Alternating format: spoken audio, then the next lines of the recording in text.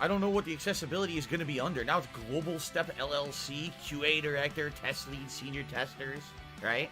I don't know what Super Blind Man would be under here. Here's more testers.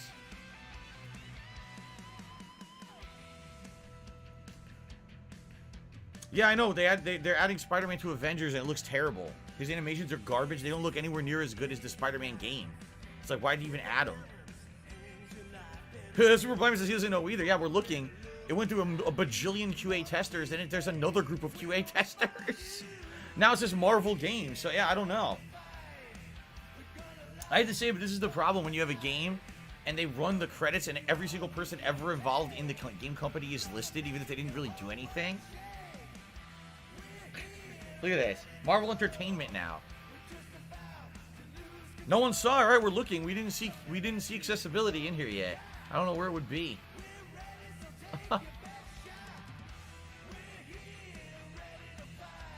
Now it's a Marvel Entertainment additional thanks. 5,000 people.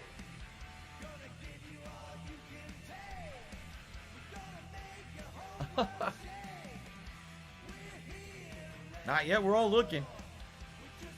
Don't hold triangle. If I hold triangle, we'll miss it. Fast forward isn't really fast forward. Look, it's still slow.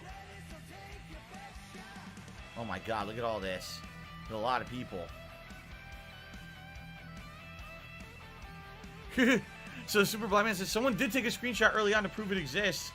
But I don't know anything besides that. Yeah, I don't know where it is, man. I'm fast forwarding and the credits are still slow. Wow. This is a lot of special thanks. Another awesome song. We built this city on rock and roll. Yeah, I don't know. Gut says, I wonder if Marvel's Wolverine will be any good. See, this is the problem. And I mean this, like, when you have one game that's supposed to be a part of an ongoing group of games and it fails, then it fucks everything up for everybody. It really does. So now I don't know, moving forward, will the other Marvel games be good? Will they get as much focus, marketing, anything? I don't know. So there's the voice actors now. Here's voice acting. Stunts. La Fabrique de Monstres. Oh. Music. Here's all the licensed music. Here's all the music that was performed for the game. Look at this. I hope we didn't miss it, but then again, we might have. I hope we didn't miss it. Here's all the Star-Lord songs. There's a lot of them, damn. There's a lot of songs. Music licensing and strategic partnerships. There's all the licensed music now. Great song. We built this city on rock and roll.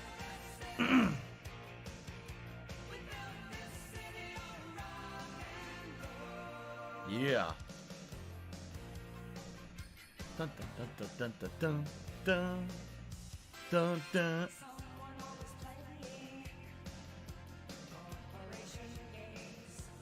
Damn, there's so many songs. We can't get through them all. We're still in the songs. We can't get out. So many licensed songs in the game, but they're all good. I mean, the soundtrack's outstanding. I just wish songs didn't get fucking blocked on YouTube, but they do. It's so stupid. All right. Bum, bum, bum, bum, bum, bum. And I ran so far away, flock of seagulls. I am fast forwarding. Someone just said fast forward. I am. Recruiters. So this is talent and culture. Recruiters, special thanks. Communications and engagement. Finance, accounting, and administration. Jesus. User research. We still haven't seen accessibility. I'm looking for it, really. I'm looking. IT operations. Analytics. Here it is. Here it is. Brandon Cole, there he is. Accessibility consultant and speaker. There he is. Steve Saylor, Christopher Robinson, Morgan Baker, Grant Stoner, Kyle Abate, and Brandon Cole. He's in the credits of the game. He's there. You're there, Super Blind Man. Congratulations. You got your name in. Had to wait 15 minutes for it, but we got to it. All right, let's skip it. I'm trying to watch this now. Finally feeling unity within the Guardians, Star-Lord's become obsessed with refocused branding. He already ordered new business cards with heroes in larger, bolder typeface and nominated his team for multiple galactic commendations. He's considering changing his hairstyle. He also asked Rocket to leave the whole cami shoot in his room's wall. Some nights he still fights for his covers with a slobbering, snoring Galaxinius Omnipicus. Star-Lord received the key to nowhere from Cosmo for having helped him reject a promise. It's currently propped up against the fridge to keep the doors shut. With the team finally getting along, Gamora invited everyone to rigorous combat training so they could learn to fight as one. Star-Lord claims after only 6 sessions, they now fight like ninjas. Gamora has no idea what that means. Rocket surprised the Guardians by installing a gamma-heated Mercurian hot tub in the Milano's cargo bay. He since declared his office and hosts daily team meetings in it. He provides drinks but not towels. Rocket has also renegotiated his employment contract. He's never to be thrown without his explicit consent. To forever capture their story of unity and honor, Drax offered to inscribe Cathathian tattoos on the entire team. Groot's immediately healed, but he says he still feels it on the inside. The rest of the team had sore butt cheeks for several rotations. Drax and Star-Lord also have a ritual now where they visit the Rift to eat choga dogs and swap fond memories of their families. That's nice. That's actually really nice. Inspired to better communicate with the rest of his team, Groot asked Rocket to help him teach everyone Groot. He then abandoned the effort when they kept repeating the same 3 words over and over again. Star-Lord's now trying to teach Groot a few sign language words he learned from films. Sometimes Groot also goes silent and pretends he's still the doppelganger Groot. It freaks the team out every time. Groot also convinced Star-Lord to try Groot tea. The next morning, the plant sprouted from Star-Lord's forehead. After attending Corell's full honor memorial, which drew tens of thousands, Nikki proudly displayed her blazing hair to the Kree accusers and told them exactly where they could stick the hammers. She has since found a home with the Guardians and often calls Star-Lord Dad just to throw him off his game. What do I do? Cammy began to heavily shred her wool, which is a surprisingly comfortable texture. The Guardians sold the material on the black market for a huge amount of units. Drax also has begun knitting Cammy wool into...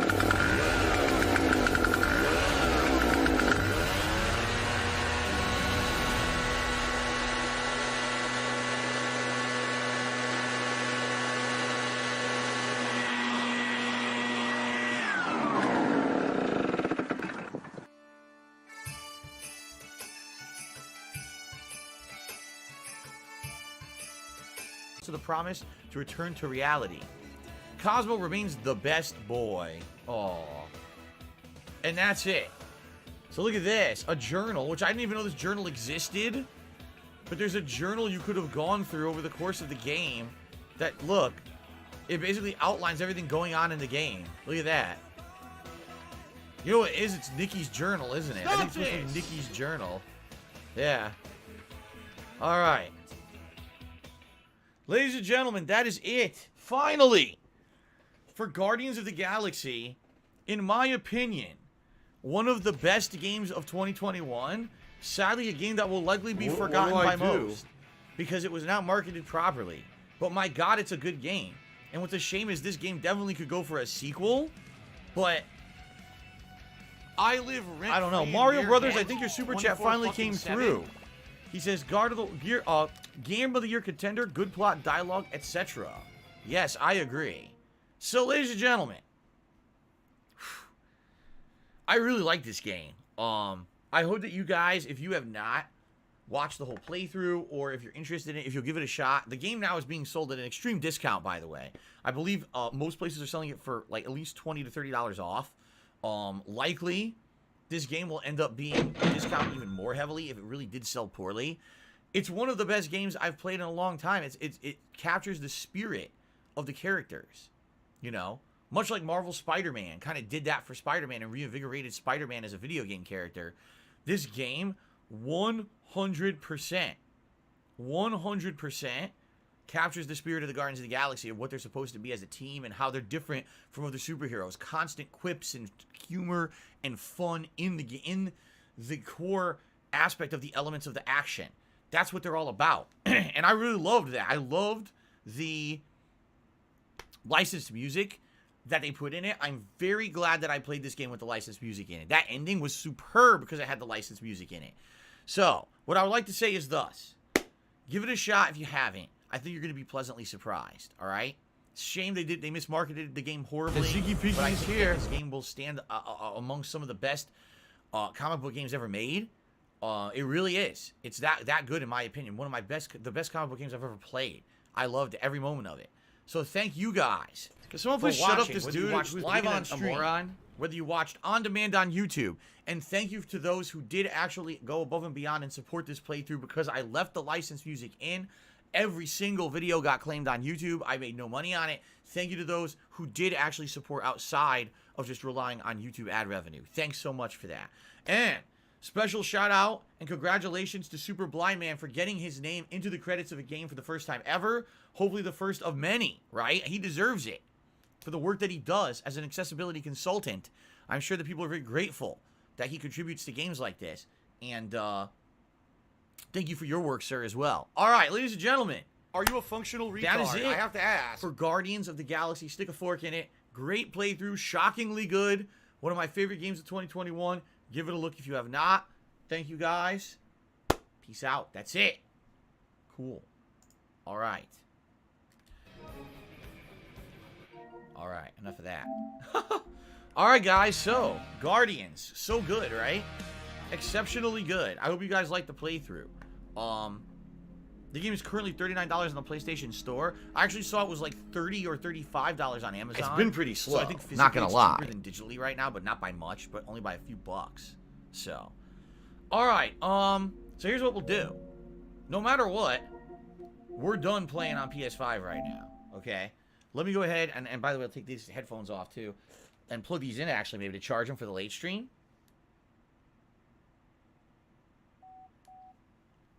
And plug in the controller so it'll charge, and let's figure out what we want to do. I see. Battle Duck wants a formal Hateful Truth stream segment. He wants to do a formal review of the game. Okay. Oh, what is this? Plug it. Aha. That was the wrong cord. No, it was the right cord. Shit.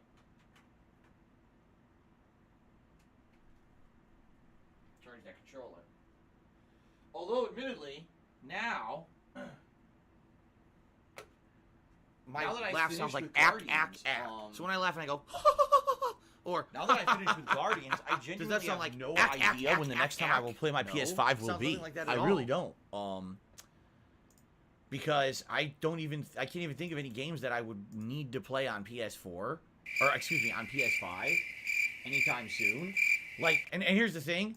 Remember I said, oh, when I played Guardians, I wonder if the haptic feedback, it added nothing. The haptic feedback literally didn't really exist in that game. Just a little bit of vibration and shit. I felt like when I double-clicked to do the charge shot with Star-Lord, I felt a tiny bit. It really was not even a factor in the game. So I could have easily played that on Xbox Series X, and it would have been an identical experience. So. All right, so here's what we'll do. Stick around. Don't go anywhere. Here's what I'm going to do. I'm going to tweet out and say, hey, guys, we got an hour to just chill. You guys just want to chill and talk and have a hangout session here? Rather than jump into something, because I'm already going to play Halo tomorrow night. Rather than jump into something, why not just chill for a bit? We got an hour, whole hour to just hang out with each other. Sound good? Let me tweet. Let's tweet. And then we can just hang out. Sometimes it's cool to just hang out and not have anything specific to do, right? Hey, all. I just finished up, Guardians of the Galaxy. And we have an extra hour on stream. Come swing by for a 60-minute hangout session. Here we go. So we'll have some people swing by who didn't give two craps about Guardians, but just want to come chill, right? Could be. And by the way, I should rename the stream too, right? So let's rename the stream. If I can, hold on. I know I can, but here we go. Edit.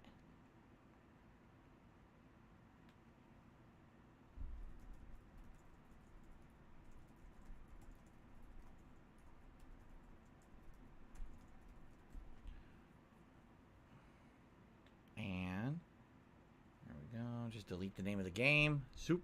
And save. Cool. I just changed all the data on the stream. All right. I got a shout out to do. All right, let's get started. Let me start recording. All right, so what is up, everyone? Welcome to an impromptu hangout session. Not necessarily Q&A, although I'm sure there'll be a lot of Q&A here with the stream chatters. But we just beat Guardians of the Galaxy together. We beat it early, as I assumed we would. It was about 2 hours to finish it. And now we got about an hour extra before my stream adjourns. And I was like, why not just chill? Why not just hang out and have a good time? Thanks for the money, stupid fuck. Whatever you guys want to talk about. Poultry.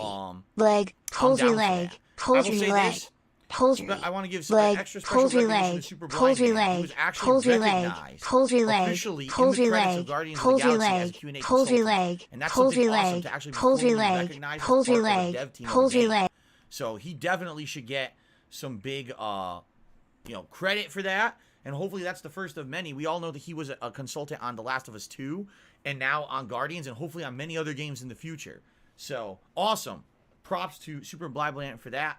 And if you would like my full thoughts about Guardians of the Galaxy, check out the last video of the playthrough, which is live. It should be live shortly on YouTube by the time that you see this video on YouTube. I basically think it's one of the best games of 2021. I don't want to waste a lot of time in this video about it, though. So, a couple quick shout-outs before we get started. Turdnado did a super chat and says, Halo is littered with cheaters now. Someone was saying this earlier. They were saying that apparently people found a way to hack Halo. That because Halo is cross-play between PC and console, people found a way to hack the PC version and are completely cheating in the game. It's interesting. I'm wondering if there's a way to turn off crossplay in the game, and if they're going to do anything about this. Obviously, Microsoft has to, or else the long-term health of their game is not going to do very well. No one wants to play a game full of cheaters. But this is the first time hearing of it. I played it on Friday, and I didn't notice cheating. At the same time, doesn't mean it wasn't happening, but I certainly didn't notice it. Maybe it's not rampant yet. Ross Prey just did a super chat. Thank you, Ross Prey. Says, I hope you're keeping well.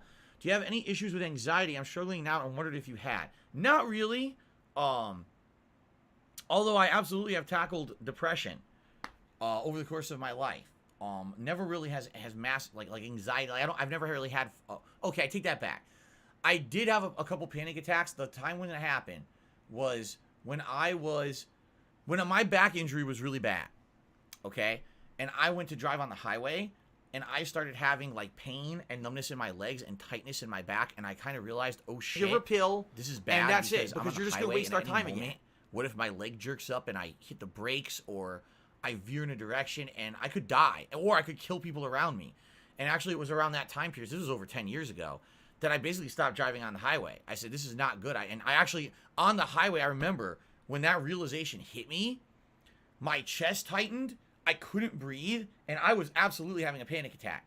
And I had to pull the fuck over and get off the highway as soon as humanly possible because I was having a panic attack. It's maybe almost happened to me a few other times when driving at high speeds. It seems to be the only time that it happens. I do get vertigo when I am at heights. Like, I have a irrational fear of heights. Even if I'm in a safe space, but high up, I still kind of feel nervous, and I can get, like, sweaty hands, and, again, the tightness of in the chest and the shortness of breath. But that's about it. No, I've never really had, like, anxiety attacks or formal issues with that in my life. So sadly, I don't really have any suggestions for it. Besides, I haven't put myself into the situations to put me into that kind of a deal in a long time.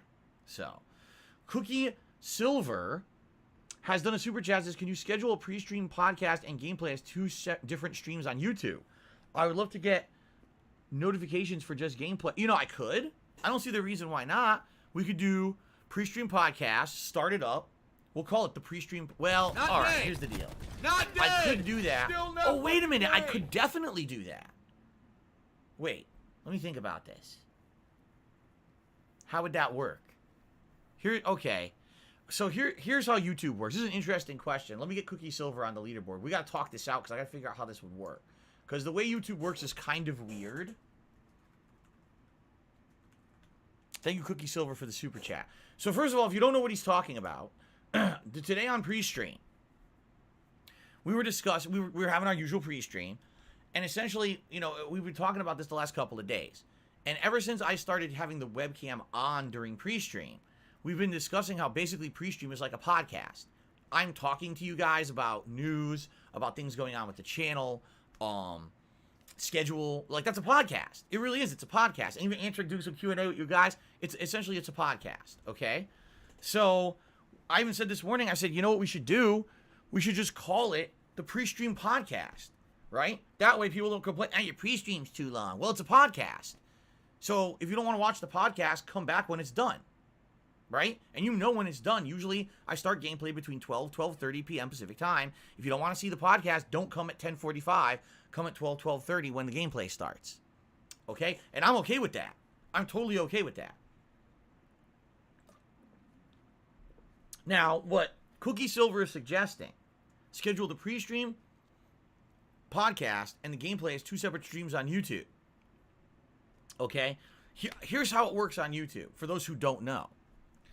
Unlike Twitch, there is not one set place for a stream on YouTube. You actually have to create streams as separate events on your YouTube channel. When you create a stream as an event, that stream is generated, and also a chat room is generated to connect to that specific stream. So right now you guys are watching this stream, you're in a chat.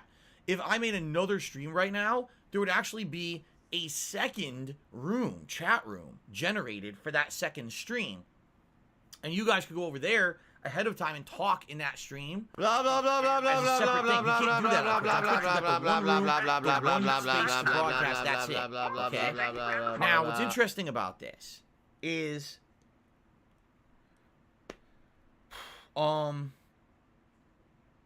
you can make more than one at a time. Like right now, if I wanted to, I could schedule tonight's late stream, okay, which is Forza Horizon 5. I could schedule that and you have a time. Oh, here's when it goes live. I could schedule tomorrow's pre-stream podcast for 10:45 a.m. and have a preset time. That's when it starts. And I could even schedule tomorrow's gameplay. Say, oh, tomorrow's GTA San Andreas stream will start at 12:15 a.m. or 12:15 p.m. Pacific time. And I could have that. I could have 3 separate streams set up on YouTube right now. And you could respectively go to whichever one you want to go to, and you could talk in that chat, and you could like it. You could do all that stuff, okay? However, here's what I don't understand about it, okay? When you create a YouTube stream, okay, that YouTube stream has an address to which you broadcast your stream, all right? Can someone please shut up this dude They call who's it being a a key, moron? stream key. That key is needed in order to actually broadcast on YouTube. If you don't have the key, you're broadcasting to nothing. You're basically just shooting data out into the web and it doesn't go anywhere specific. You need to have a stream key, and then when it goes to YouTube, use the key to access that stream and go live, okay? Now, here's the thing. Basically, it's the same key no matter what. So, for example, if I did a stream right tonight, and then I do a stream tomorrow, it's the same key. The key doesn't change. It's the same key. What I would have to do is every stream I do, I would have to be generating a new stream key. So, for example, I would create a stream for tonight's stream. That has a set stream key. When I generate the pre-stream podcast for tomorrow, I have to click on give me a new stream key. And it'll generate a new one for that. And then when I go to broadcast that tomorrow, I have to make sure I put in the correct key. If I don't, it won't go to YouTube properly and you won't see it. So, theoretically, okay? Theoretically. I've never tried it. I don't know. You know, it could be, it doesn't work. Just like, I hate to say it, just like how YouTube has all these other features that claim that they work. Have some Half salt. the time they don't. They just don't. Look at this. Dark mode on your YouTube studio page. You click it, nothing happens. And then I tweet them, I say, why did you send me a notification that says dark mode's live? Click here, and it doesn't work. Oh, sorry, we did it by accident. That's not live. YouTube mode on. Oh, okay. Every time YouTube thinks they're doing something good, they break 10 other things. So, theoretically, Could I set up I could set up all my streams in advance. I could do tonight's stream, tomorrow's 2 streams, Tuesday's 2 streams. I could set them all up in advance, all with different locations, and people could go chat in those rooms and do that ahead of time. But I don't know if it would work when I go to broadcast them. You see what I'm saying? Yeah, I don't know. Or what I could do, okay, is we could just set up, just like I do now, excuse me, only set up the stream that's the next one. So the next stream tonight is going to be Forza Horizon 5. So when I finish this stream, shut it down, set it to private, upload the video, so you can watch the video right? Set up the next stream. When that stream is done, it goes offline. So if we were going to do the first stream of the day, would be Pre-Stream Podcast in its own stream. When it's done, it goes offline. I create a new stream, which you guys then have to migrate over to on the fly, okay? And then I turn that one on, and it's a different thing. So that one will say, oh, here's the game. See, I could do that, but here's the thing. If I do that, what's going to end up happening is people have to do more work. Instead of it being, oh, I'm already on the stream, now the gameplay starts, I just sit here and it starts, it'll be more work for the viewer. They'd have to get used to knowing that once the pre-stream podcast ends, they now have to leave that screen because it's done, and now they have to go to a new one for the gameplay. And the whole point, I don't want any drama in the stream chat. $16 Doing the pre-stream and then going right into the gameplay. PayPal. This week I started doing this is to retain viewership. On a pre-stream, I have 200, 300, 400 people sometimes on the pre-stream, but then if I take a break, I lose all that viewership. So people are like, I'm not going to stick around. I'll come back later when he's back. Right? If I go straight from the pre-stream right into the gameplay, I retain all that viewership and bring it into the gameplay of the game. That was the whole point. I'm doing it. Okay? So my question here is it beneficial? All right? Is it beneficial for me to do this?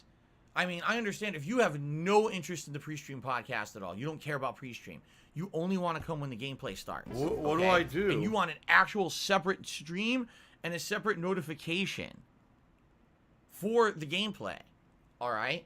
That works. But everyone else who's on the pre-stream already and is going to watch the gameplay, that's extra work. You're now giving hundreds of people who are already here extra work. You see? Tom Willis Show says, I actually think it makes more sense to just combine the podcast and gameplay on the same stream like you always do, but be more clear on what's going on for newcomers. So explain to them, this is the pre-stream podcast. This will go on for about an hour. When this is done, we get to gameplay. And what I could do, like, I mean, let's be honest here. We all know, regulars know, gameplay starts between 12:30 p.m. Everyone knows I'm not starting gameplay before then. I'm going to be gabbing it up on this pre-stream. Everyone knows that. So as long as people knew that, then I guess we'd be better. I think what it is people just don't know, or they're frustrated because they come and they want gameplay right away. Why? I don't know. I've literally never just turned on a stream and played the game immediately. Not once ever. Tiger, tiger, tiger. The greatest is if we do it that way, people will complain about too many notifications. You may be right. You have too many streams a day, Phil. It's too many. I'm unsubbing. You know what it is? It's like they always say, you're damned if you do, you're damned if you don't. You can only please all of the people some of the time. You know? If I please this group, now this group's upset. If I please this group, now this group's upset. All right. Most people in the chat seem to be saying don't do a split stream. Just do the one stream, but keep the gameplay right after the pre-stream. Turdnado did a super chat and says maybe you can have Review Tech USA on one day. On the pre-stream podcast. Why would I have him on? What would we talk about? See, here's the thing. Okay? When I do my pre-streams, you guys know it's about, what is it about? Think about it. It's about me talking about my schedule for the week. It's about me talking about things going on in the streams. Like today I talked about how we hit a record number of members, how we hit a new record number of subs on the channel, right? Thanks for the money, stupid fuck. Restreamer needs the 7TV/BTTV to see deleted chats. What exactly will we talk about? What do I do that has anything to do with him? The only time that he mentions me is for drama purposes. He'll pull me into his drama. He'll try to bring me up for dramatic purposes or, you know, make fun of me or you know, literally he brings it up for drama purposes for his own content. If you haven't noticed, I don't need to do that. I don't need to sit here and talk drama to have an audience. I can actually have an audience without that. So I don't need to do that. What the hell do I need to have him on the stream for? What would we even talk about? Nothing. I literally have nothing to talk about with that guy. Now, if he wanted me on his show and he's like, oh, it's a show about games and we're going to talk about streaming. We're going to talk about what's going on with this game topic. We're going to talk about this. Sure. I probably have a lot I could chime in and talk about on that, right? If he wants like someone as a part of a panel to give input, absolutely. Okay? But here's the thing, by the way, because people are now asking me about it. They're like, so what happened with him? All right, do you want to know the truth? Here's what happened. About 2 months ago, he emailed me, and he said he wanted me on his show. But the show was going to be just an open format where anyone could come to the show and ask questions of me, and I would have to answer all the questions. To which I responded and said, why would I do that? I don't want to be on your show for that because I could do that on my own show. I get nothing out of being on your show. I'm not going to get any positive exposure by having an open forum with my trolls on your show. All that would do is give you some drama views. So you want it, of course, but I don't. I shut that shit down on my own streams so that way we don't have toxic shit. Why would I go on your show to do that? I said, if you ever have a desire to have me on your show for something positive, let me know and I'll be interested. Okay? And by the way, I also said, by the way, if you want me on your show, we have to make sure that everything's safe. I don't know how he does his shows. I don't know if he uses, what chat client does he use, right? What streaming client does he use to have people as guests on a show? I don't know. Is it Skype? Is it Discord? Is it something else? I would have to look into it. Is it safe? I have to make sure that my IP address isn't leaking out onto the internet, right? And now I got people fucking DDoS attacking me and shit, right?